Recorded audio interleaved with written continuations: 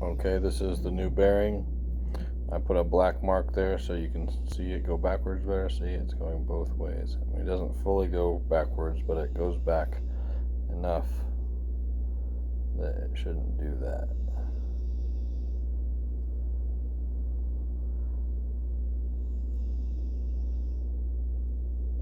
See, it shouldn't be able to take it backwards any direction at all. I'm holding you notice the gears are not moving. It's nothing to do with my reel. I've got the gear stopped, but I can literally roll that black mark backwards. See if I can get it all the way back around the other way. Ooh, that was a big one. Yeah, see?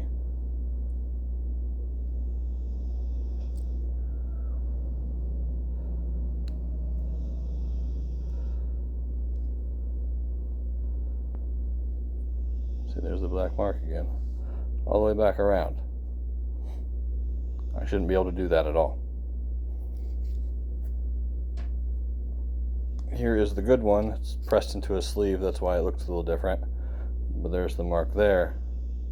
This one doesn't go backwards at all.